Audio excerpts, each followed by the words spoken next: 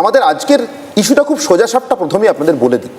SIR যাকে অনেকেই এখন ভালোবেসে হোক বা ব্যঙ্গ করে হোক অথবা প্রবল বিরোধিতার কারণেই হোক বা অসম্ভব আস্থার জন্যই হোক স্যার বলেই ডাকছেন, আমাদের প্রশ্ন সোজাসাপটা, এই স্যারের ক্লাসে কি ঠিক হবে এবারের ভোটের রেজাল্ট?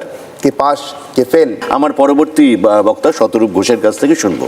দেখুন, একটা যে কোনো সুস্থ গণতন্ত্রে পিরিয়ডিক্যালি ভোটার লিস্ট স্যানিটাইজড হোক, মৃত মানুষের নাম যদি থেকে গিয়ে থাকে সেগুলো বাদ যাক, কোনো একজন মানুষের নাম যদি একাধিকবার থেকে গিয়ে থাকে সেগুলো ডিলিটেড হোক।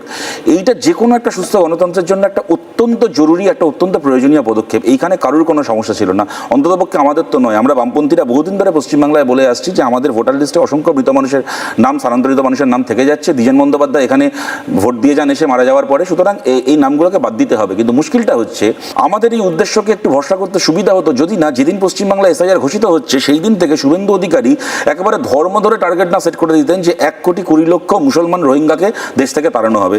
আজকে এসআইআর প্রক্রিয়া প্রায় শেষের মুখে। আমি জগন্নাথকে জিজ্ঞেস করছি, 1,20,00,000 রোহিঙ্গার নামের লিস্টটা কোথায় পাওয়া যাবে? আপনাদের পার্টি অফিস থেকে দেওয়া হচ্ছে? শুভেন্দু অধিকারী মামাবাড়ি থেকে দেওয়া হচ্ছে?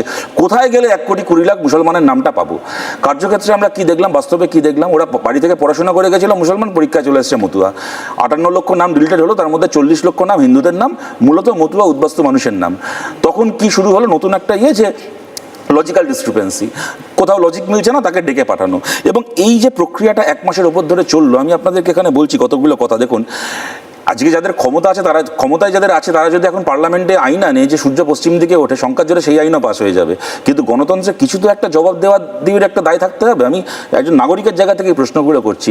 প্রথম থেকে বলে দিলেন যে ডকুমেন্ট তোমাকে ডাকবো বাড়ি থেকে, তুমি ডকুমেন্ট জমা দিয়ে যাবে, কিন্তু তুমি কোনো রসিদ পাবে না।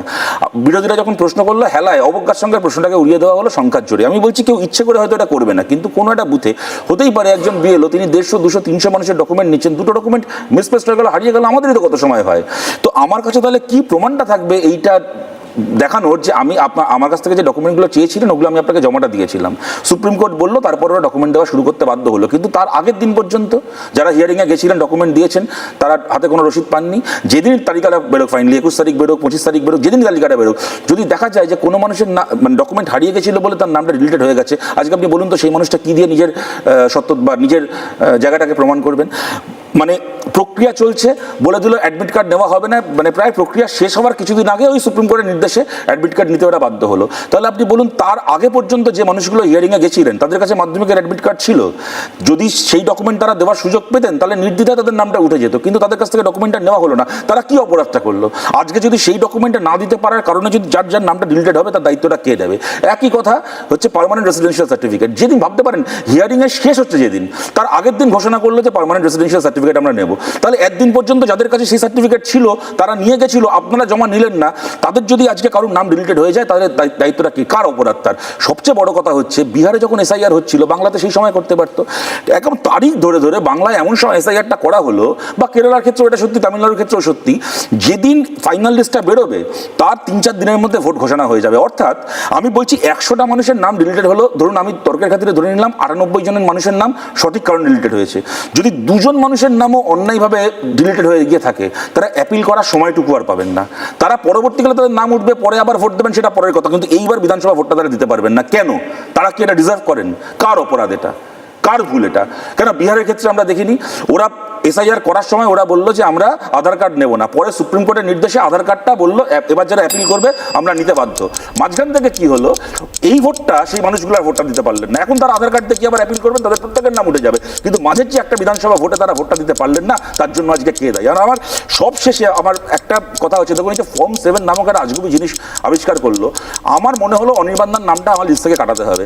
আমি অনির্বাণদার নামে বিএলওর কাছে একটা ফর্ম 7 জমা দিয়ে দিলাম। এবার অনির্বাণদাকে বিএলও ডেকে পাঠাবে, অনির্বাণদাকে লাইনে দাঁড়িয়ে প্রমাণ করতে হবে যে তার অস্তিত্ব রয়েছে, তার অস্তিত্ব সঠিক, তিনি বেঁচে আছেন। কার্যক্ষেত্রে আমরা কি দেখলাম?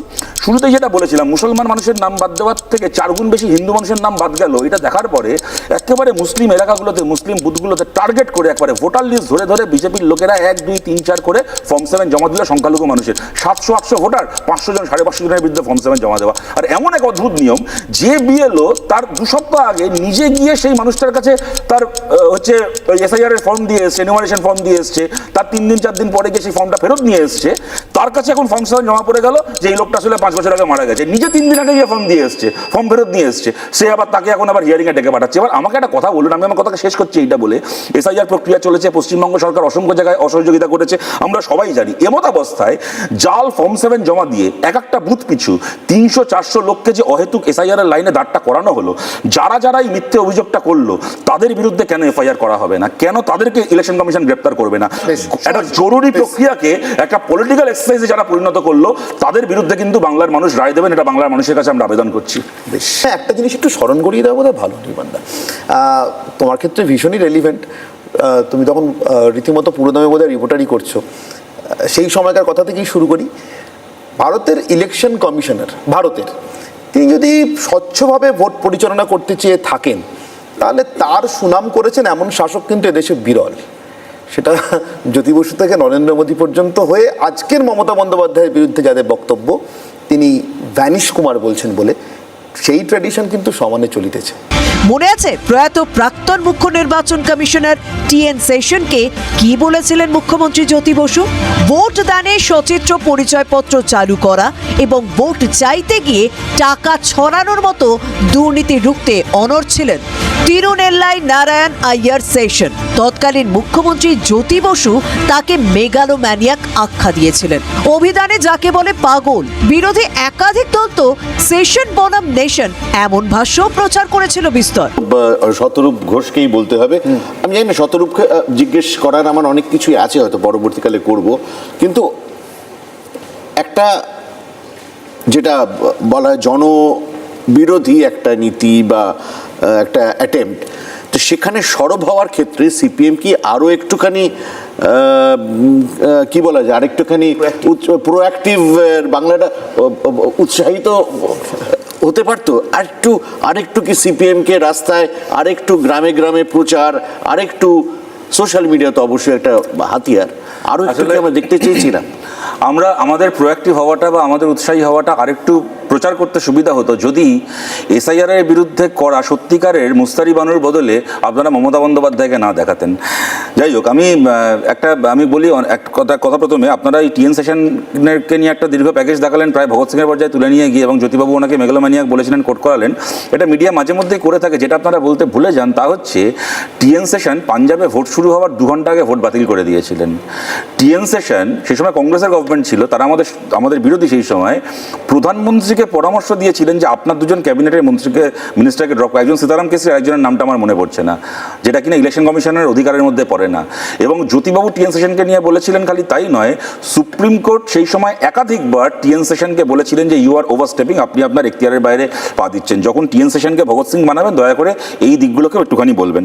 যাই হোক, অনেকবার একটা প্রশ্ন করলেন, তখন রাহুল তাকে করেছিলেন যে পরীক্ষার হলে যদি আমি কেউ দেখি আমার পেছনে কেউ বই খুলে পরীক্ষা দিচ্ছে, আমার খারাপ লাগবে কিনা। দেখুন, আমি যদি অনির্বাণ পরীক্ষার হলে থাকতাম এবং দেখতাম কেউ বই খুলে পরীক্ষা দিচ্ছে, আমি সবার আগে ইনভিজিলেটরকেও জিজ্ঞেস করতাম যে আমি যখন ক্লাসে পরীক্ষা দিতে ঢুকছিলাম, আপনি দেখে নিলেন আমি বই সঙ্গে নিয়ে ঢুকেছি কিনা, আমার বইটা জমা নিয়ে নিলেন, আর আরেকটা লোক কী করে আপনার সামনে দিয়ে ড্যাং ড্যাং করে বই নিয়ে ঢুকে পড়লো। সুতরাং আমি যদি আজকে ভোটারের লাইনে, ভোট দেওয়ার লাইনে গিয়ে দেখি আমার পাশে একজন বাংলাদেশি দাঁড়িয়ে আছে ভোট দিচ্ছে, তাহলে আমি সবার আগে বিএসএফকে জিজ্ঞেস করবো, কেন্দ্রের সরকার যাদের কাজ ছিল এই বাংলাদেশিকে ভারতে ঢোকাটা আটকানোর, তাকে জিজ্ঞেস করবো যে এই বাংলাদেশিটা বাংলাদেশ থেকে, ঢাকা চট্টগ্রাম থেকে আমার পাড়ায় কসবার ভোটার লিস্টের লাইনে আসলো কোত্থেকে, এটাকে আটকানোর দায়িত্ব যার ছিল, প্রথম প্রশ্নটা আমি তাকে করব।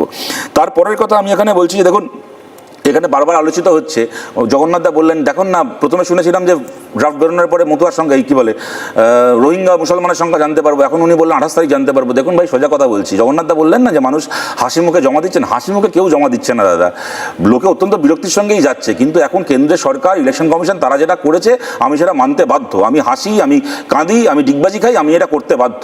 এরকমভাবেই আপনারা বলেছিলেন, দেখুন মানুষ কীরকম হাসি মুখে নোট বদলের লাইনে, নোট বাতিলের লাইনে দাঁড়িয়ে আছে, কেউ হাসি মুখে দাঁড়িয়েছিল না। মাঝখান থেকে কী হলো, যেরকম আগামী 100 বছরে আমরা জানতে পারবো না ডিমনিটাইজেশন করে কতগুলো কালো টাকা ধরা পড়েছিল, সেরকম আগামী 500 বছরেও জানতে পারবো না এসআইআর করে কতগুলো রোহিঙ্গা ধরা পড়েছিল। এবার আর এই যে আমি বলছি মানুষকে চিট করা, এখন বলছেন যে আপনারা দেখুন 28 অব্দি, আচ্ছা কথা ছিল তো মতুয়া সার্টিফিকেট দেবে কোথাকার শান্তনু ঠাকুর, তার দেওয়া মতুয়া সার্টিফিকেট দিয়ে নাকি এসআইআর এর তালিকায় নাম উঠে যাবে। কোটি কোটি টাকা স্ক্যাম করেছে শান্তনু ঠাকুর, আমি এখানে দাঁড়িয়ে বলছি।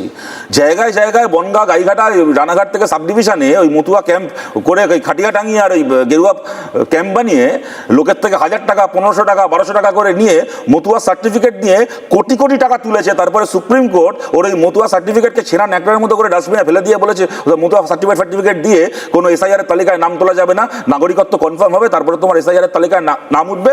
মাঝখান থেকে শান্তনু ঠাকুরের কথায় যারা যারা নিজের এই, আমি বাংলাদেশ থেকে 2002 এর পরে এসছি, এইটা ডিক্লেয়ার করেছিলেন, এই শান্তনু ঠাকুরদের জন্য তাদের নামটা এবার ভোটার লিস্ট থেকে বাদ গেছে।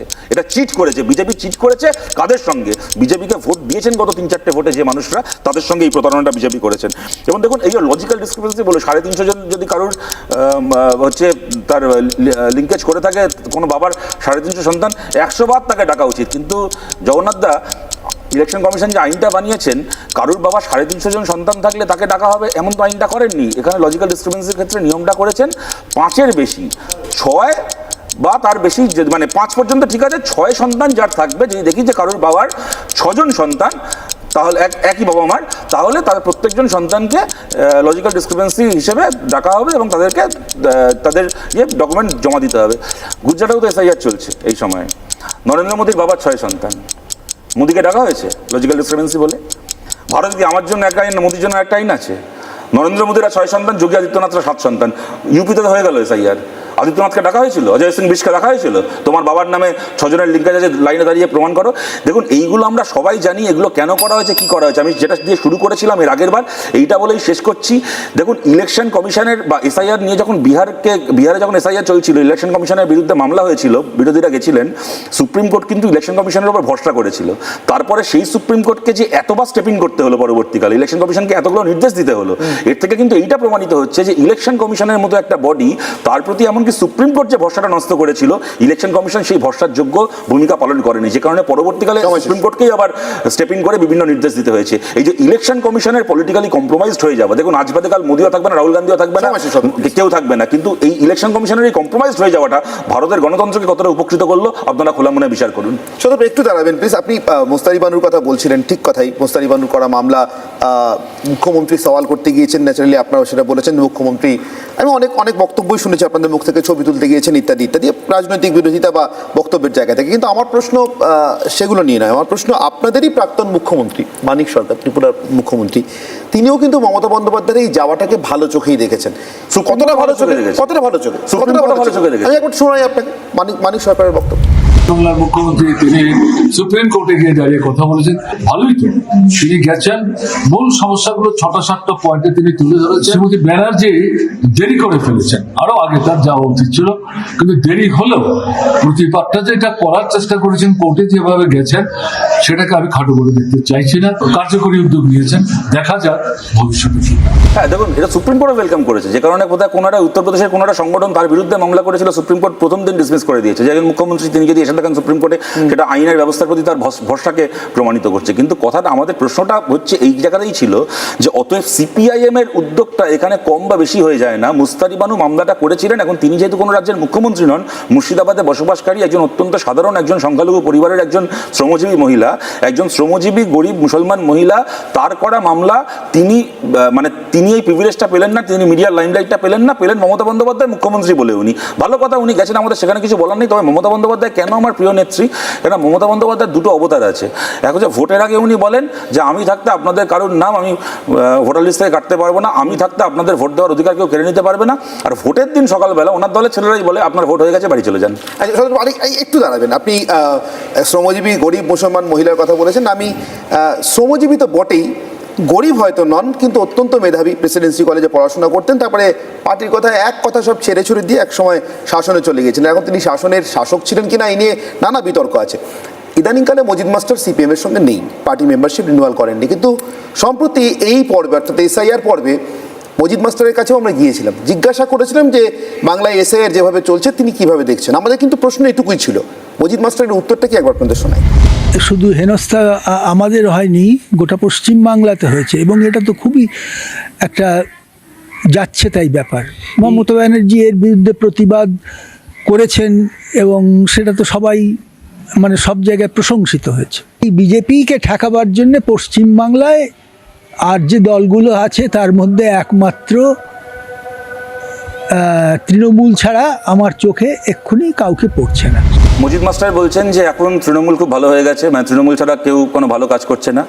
শুভেন্দু অধিকারী সারা জীবন তৃণমূল করতেন, তিনি এখন বলছেন যে বিজেপি খুব ভালো হয়ে গেছে, বিজেপি একমাত্র পারে পশ্চিমবাংলার উন্নয়ন করতে। আবার মনে করুন বাবুল সুপ্রিয় এ মমতা আর না, এই মমতা এই তৃণমূল আর না বলে গান গাইতেন, মমতা বন্দ্যোপাধ্যায়কে বেগম পিসি বলতেন, তিনি এখন বলছেন যে মমতা বন্দ্যোপাধ্যায়ের হাত দিয়ে বাংলার উন্নয়ন হবে। কিন্তু আমরা মানুষের কাছে আবেদন করছি, মানুষের কাছে আমরা অ্যাপিল করছি, বামপন্থীদের পাশে দাঁড়ান, তাহলে পশ্চিমবাংলায় আরও অনেক কিছুর মতো দলবদলের কালচার, এই পাল্টিবাজি কালচারও বন্ধ হবে। মজিদ মাস্টার কি শুভেন্দু অধিকারী কি বাবুল সুপ্রিয়, এই দলবদলের রাজনীতি পশ্চিমবাংলায় বন্ধ হবে। সোনালী খাতুন একটা হেভিলি প্রেগনেন্ট মেয়ে, যে কোনো দিন তার আসন্ন প্রসব, যে কোনো দিন তার বাচ্চা হওয়ার একটা কথা, তাকে কি আরেকটু সেন্সিটিভলি ডিল করা যেত না? সুপ্রিম কোর্টের অবধি যেতে হলো, সুপ্রিম কোর্টের ধমক বা করার নির্দেশিকায়, তারপরে এবং সেই আনার ব্যাপারে অত্যন্ত গরিমও, এটা কেন আর কি, মানে এতটা ইনসেনসিটিভ হবে কেন একটা সরকার বা সরকারি কর্তৃপক্ষ? তার সঙ্গে এসআইআর এর সম্পর্কটা কি নেই। কিন্তু সোনালী খাতুন ধরা পড়েছিলেন দিল্লিতে বাংলাদেশি সন্দেহ হিসেবে, তার কাছ থেকে কিছু দিল্লি পুলিশ নথিপত্র চায়, সে নথিপত্র দেখাতে পারেনি, তাকে ডিপোর্ট করা হয়। ডিপোর্ট করার বোঝে, আমার একটা প্রশ্ন আছে আপনার কাছে। এবং ডিপোর্ট করার পদ্ধতিটাও হচ্ছে এটা, লোকাল থানাকে জানিয়ে ডিপোর্ট করতে হয়। তো সেই সময় লোকাল থানাও নিশ্চয়ই, যেহেতু পরবর্তীকালে লিগাল স্ক্রুটিনির মধ্যে এগুলো সব এলো, তো লোকাল থানাও তখন সোনালী খাতুনকে ভারতীয় বলে চিহ্নিত করেনি, তারাও বিএসএফ এর মাধ্যমে পুশ ইন করে দিয়েছিল। এরপরে যখন ইস্যু উঠলো, তারপর তো লিগাল স্ক্রুটিনির মধ্যে যা যা হয়েছে, কোর্ট যা যা নির্দেশ দিয়েছে, যখন নির্দেশ দিয়েছে, ভারত সরকার তাই মেনেছে। এবং ভারত সরকার যদি ওদের থেকে আনতে সহায়তা না করতো এই পরিবারটিকে, সে কি সোনালী খাতুন কি নলাটি পাই করে ফেরত আসতে পারতো? একাধিক পশ্চিমবাংলার পরিযায়ী শ্রমিক যারা বাইরের রাজ্যে গিয়ে কাজ করতে গেছেন, কখনো হরিয়ানা থেকে, কখনো রাজস্থান থেকে, সোনালী খাতুনের ক্ষেত্রে গুজরাট থেকে ডিপোর্ট করা হয়েছে গায়ের জোরে, এবং একাধিক ক্ষেত্রে এটা হয়েছে। তো আমি একটা কথা বলছি, তখন কেরালাতেও তো এরকম হয়েছে, বাংলাদেশি কি অন্য দেশের থেকে চিহ্নিত করে কয়েকজনকে ডিপোর্ট করা হয়েছে, কেরালা থেকে হয়েছে এটা, কিন্তু একজনকেও তো ফেরত দিতে হয়নি। আর তার কারণটা ছিল ওগুলো সঠিক ডিটেকশন ছিল। আর বিজেপি শাসিত রাজ্যগুলোতে এইটা ছিল যে একাধিক এরকম ঘটনা ঘটেছে, হরিয়ানাতে, তার আপনার রাজস্থানে, এই দিল্লিতে, যাদেরকে ফেরত পাঠানো হয়েছে 4 মাস 5 মাস 6 মাস সেখানে জেল খেটে তারপরে তারা ফিরে এসছে, তার কারণ তারা প্রমাণ করেছে, তারা প্রমাণিত এটা যে তারা ভারতবাসী। একাধিক উদাহরণ আছে, এবং আপনারা মিডিয়াতে মুর্শিদাবাদের একটি ছেলে, আমি নামটা এখন মনে করতে পারছি না, আপনারা তারপর কভার, সমস্ত মিডিয়া কভার করছে, তার বাড়ি থেকে ইন্টারভিউ নিচ্ছে, 3.5 মাস জেল খেটেছে, একাধিক হয়েছে। আমি একটা কথা বলছি, রাহুল দাও এটা বলার সময় এটাকে বলেছিল, তরুণ এই যে বলছে না ভারতীয় হওয়ার প্রমাণ দিতে পারেনি, আমাকে এখন চাওয়া হলে, জগন্নাথ দাকে চাওয়া হলে ভারতীয় হওয়ার প্রমাণটা কী দেবো বলুন তো? আমি কী দেবো ভারতীয় হওয়ার প্রমাণ? আমার ভোটার আই কার্ড দেখাবো, আমার পাসপোর্ট দেখাবো, আধার কার্ড দেখাবো। এবার আপনারা বলে দিচ্ছেন যে এগুলো কোনোটাই কোনো প্রমাণ নয়। আধার, দেখুন আমি যখন জন্মেছি, এক সেকেন্ড, আমি যখন জন্মেছিলাম আমি তো মায়ের পেট থেকে আধার কার্ড নিয়ে জন্মাইনি। একটা সময় বিজেপি সরকারই বললো তোমার যাবতীয় ডকুমেন্ট কম্প্রোমাইজ হতে পারে, কিন্তু আধার কার্ডটা দারুণ ডকুমেন্ট, এইটা জাল করা যাবে না, অতএব জন্ম থেকে মৃত্যু সবেতে আধার লিঙ্ক করতে হবে। এখন সে বিজেপি সরকার বলছে যে আধার কার্ডটাকে আমি তোমার ডকুমেন্ট হিসেবে ধরবো না। ভারতীয় হওয়ার আর কি প্রমাণটা রয়েছে? রইল বাকি আমার ভাষা। আমার ভাষায় আমি দিল্লিতে দাঁড়িয়ে কথা বললে আমার হয়ে গেল বাংলাদেশি ল্যাঙ্গুয়েজ। দিল্লির পুলিশ বাংলা ভাষাকে বাংলাদেশি ল্যাঙ্গুয়েজ বলে লিখে একেবারে সরকারি, তাহলে আমার প্রমাণটা কি আছে ভারতীয় হওয়ার? আপনি বলুন, আপনি বাংলাদেশি ভাষায় সেটিংটা বোঝা যাচ্ছে, আপনি বাংলাদেশি ভাষায় আপনি সাংবাদিকতা করছেন, আপনি বাংলাদেশি ভাষায় অরূপের সেটিংটা বোঝা যাচ্ছে,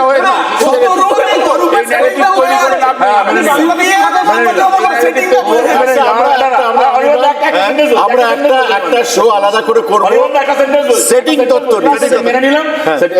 মানে যে পার্টি বাংলা ভাষাকে ভারতের ভাষা মনে করে তাদের সেটিং আছে, বিজেপি একমাত্র পার্টি যারা বাংলা ভাষাকে বাংলাদেশের ভাষা মনে করে। আপনি কিছুক্ষণ আগে বলেছেন যে সোনালী খাতুনের সঙ্গে এসআইআর এর সম্পর্কটা কি? আসলে এই প্রসঙ্গটা এলো একটাই কারণে, সোনালী খাতুন একটা সিঁদুরে মেঘ, যা এসআইআর এর সময় দেখে মানুষ ভয় পাচ্ছে। সোনালী খাতুনের সঙ্গেই যদি এটা হয়ে থাকে, তাহলে এসআইআর এর মতো একটা প্রসেস চলাকালীন আর কি হতে পারে? ভয়টা কি অমূলক বললেন না অনির্বাণ? জগন্নাথ যে কথাটা আমার মনে হয় কথাটা কিন্তু এসেনশিয়ালি ভুল না, যেটা উনি যেটা এই কথাটা বলার মাধ্যমে যেটা বোঝাতে চেয়েছেন হয়তো তা হচ্ছে যে এসআইআর প্রক্রিয়া, ভোটার লিস্টটাকে সংশোধন বা স্যানিটাইজ করার প্রক্রিয়া, এর সঙ্গে নাগরিকত্ব কে ভারতে থাকবে না থাকবে তার কোনো সম্মান নেই, কথাটা সম্পর্ক নেই। থিওরিটিক্যালি একদম ঠিক, কিন্তু মুশকিলটা হচ্ছে এসআইআরটাই যে তোমার নাগরিকত্বের বিধান, এইটা কিন্তু পশ্চিমবাংলায় বন্দ্যোপাধ্যায় বলেছেন একটিমাত্র ব্যক্তি, তার নাম শুভেন্দু অধিকারী, এবং আমি কোট করছি শুভেন্দু অধিকারীকে যে এসআইআর আসছে, এবার আমরা করবো 3টে ডিটেক্ট, ডিলিট, ডিপোর্ট। শুভেন্দু অধিকারীকে কোট করছি। এই যে কথাটা স্যার বললেন, প্রদীপ স্যার বললেন যে একজন মানুষ, তার হয়তো কোনো ভোট দিতে যাওয়ার আর কোনো ব্যাপার নেই, কিন্তু তার কাছে এটা একটা ডেসপারেশন যে আমি যেনতেন প্রকারে যদি আমার ভোটার লিস্টের নামটাকে না রাখতে পারি, তাহলে কালকে আমার পেনশন থেকে শুরু করে আমার রেশন কার্ড থেকে শুরু করে আমার গোটা অস্তিত্ব বিপন্ন হয়ে যাবে। তারপরে পরের দিন হয়তো বলবে তোমায় আবার পাত্তারি গুটিয়ে বাংলাদেশ যেতে হবে। এইটা কিন্তু করে শুভেন্দু অধিকারী। এবং এইখানে আমি বলছি, আপনি চিন্তা করুন, ইলেকশন কমিশনের মতো একটা বডি গোটা প্রক্রিয়া চলাকালীন তারা একটা বারের জন্য একটা প্রেস কনফারেন্স করে বা একটা লিখিত স্টেটমেন্টও ইস্যু করলো না। আমি বলছি না শুভেন্দু অধিকারীর নাম করে কিছু বলতে হবে বা বিজেপির নাম করে কিছু বলতে হবে, কিন্তু একবার এই কথাটা বলবে তো যে কোনো রকম গুজবে কান দেবেন না, এসআইআর প্রক্রিয়া শুধুমাত্র ভোটার লিস্ট সংশোধন করার প্রক্রিয়া, এর সঙ্গে নাগরিকত্ব বা বাংলাদেশে যাওয়া না যাওয়ার কোনো সম্পর্ক নেই, এইটুকু পর্যন্ত বললো না। তাহলে শুভেন্দু অধিকারী যে আতঙ্ক তৈরি করলো, সে তাতে আতঙ্কিত হবে না কেন মানুষ? শতরূপকে জিজ্ঞেস করবে, যেটা আমাদের এসআইআর ক্লাসের রেজাল্টটা কি হচ্ছে? এসআইআর এর নাম করে মানুষকে যারা হয়রানি করলো তাদের বিরুদ্ধে মানুষ অবশ্যই রায় দেবেন। বাট হ্যাভিং সেড দ্যাট, এটাও সত্যি কথা যেটা প্রদীপ স্যার বলার সময় খুব স্পেসিফিক্যালি বলেছেন যে আলটিমেটলি 5 বছর, বা আমাদের রাজ্যের ক্ষেত্রে সরকার চলছে 15 বছর, 15 বছর ধরে সরকারি দল তারা কি ভূমিকা পালন করেছে মানুষ দেখেছেন। বিরোধী হিসেবে আমরা 15 বছর কি ভূমিকা পালন করেছি, বিজেপি কি ভূমিকা পালন করেছে তাও মানুষ দেখেছেন। সবকিছু বিচার করে মানুষ ভোট দেবেন। এসআইআর ডেফিনেটলি তার মধ্যে একটা issue, but that cannot be the only issue. বেশ।